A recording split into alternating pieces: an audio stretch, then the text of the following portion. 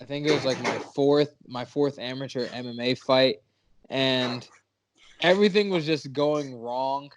This is when I was fighting at 85. I got to the venue ready to fight, and then they were telling me that my guy wasn't showing up, and I think I was actually the main event for that fight, for that card. And they were like, "Yeah, your guy's not showing up." So I'm like, "What?" I'm kind of freaking out. And they're like, "He is gonna show up." I'm like, "Okay, cool." And then they're like, "Actually, I don't know." I was like, "Oh my gosh." And then they're like, "Yes, we got him. He's locked in. He's on his way here." I was like, "Great." But they're like, "Are you okay with him weighing in at like 210?" So it's like he didn't cut weight at all. He just came in fresh, and I was just, or it was like 215 or something like that. I was just like, I don't care. I'm here to fight. It's like, obviously, it's like every fighter is always scared. We got that anxiety, kind of, sort of don't want to actually do it, but we do. So it's like, I mean, some people would just be like, I don't want it. But my whole thing is I accepted this fight.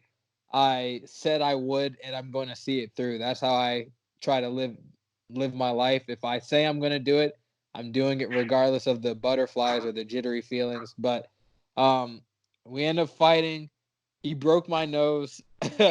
He gave me some nice two black eyes as well.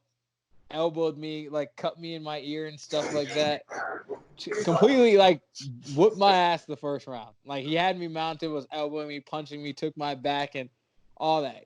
I got my ass whooped, and then I came out, I think like 20 seconds into the next round and choked him out.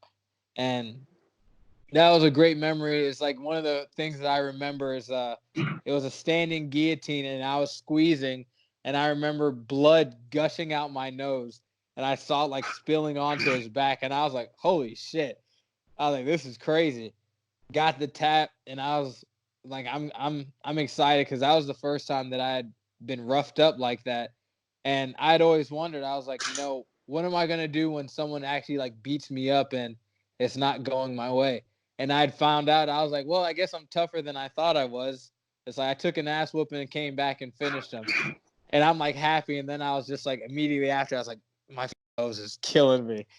Like I laughed and I saw like blood just splurt out, and I was just like, man, my face hurts.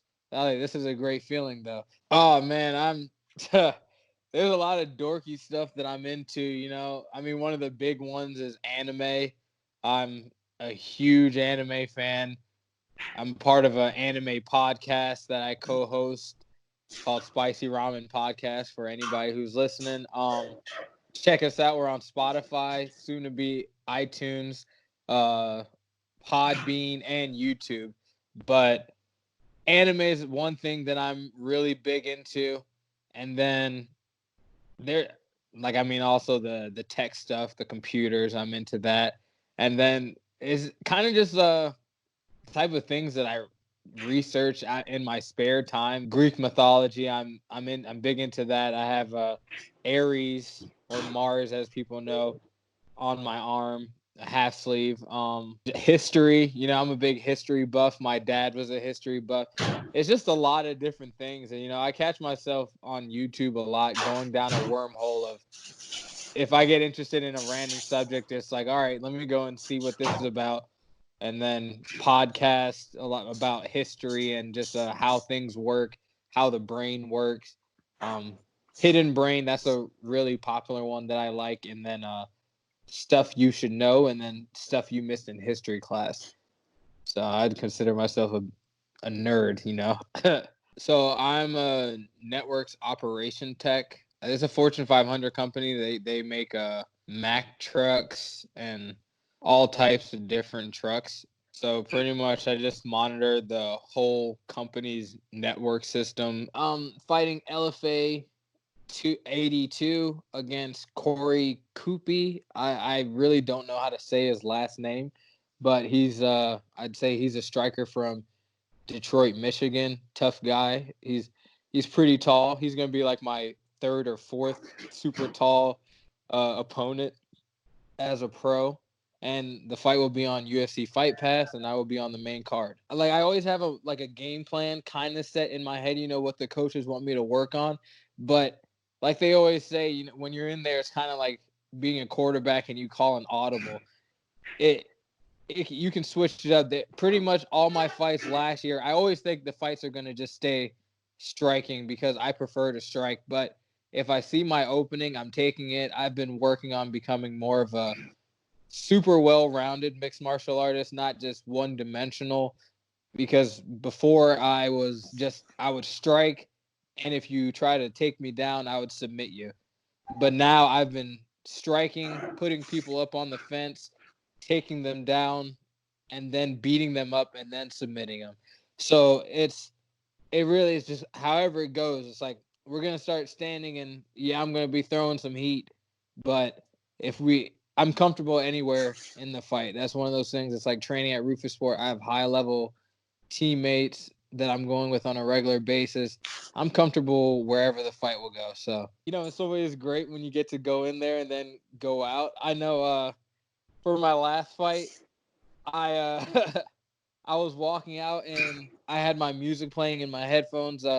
My cornerman, who's also my teammate and roommate, Mike Biggie Rhodes, I handed him my headphones, handed him my phone.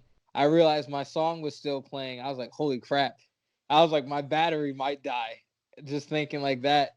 And I think by the time I got out of the cage, it'd only gone one song. And I was like, well, this is nice. Just little funny stuff like that. But I mean, I would say it's like the way I was raised is like one of the things that like have that shaped my fight mentality. My dad was always like, you get into a fight, you end it as quick as you can, and because you don't know what can happen. The longer you fight, the longer you keep it going, the more chances you have of something bad happening to you. So he was always strike hard, strike fast, end it quickly. But if you watch like my fighting style, I don't really start guns blazing. It's like I'm pretty patient. I would say it's like I'm pretty calm when I start in there. I just end up like I capitalize on the mistakes people make extremely quickly. It's like you give me your neck, I'm taking it. If you move out of the exchange, backing out, it's like most likely throwing a head kick, or it's like there's something coming your way.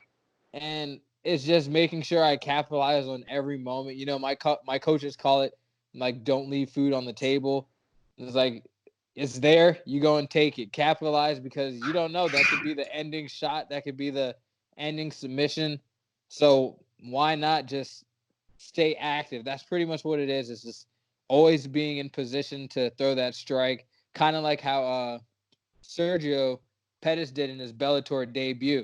He got hit, he ate one, saw his opening, took it, dropped the dude, and that set up a nice guillotine finish. So that's just kind of the mindset, just staying calm and being ready to end it at any moment. So for my IG, it's JP_TOOMUCH. And that's the same for Twitter.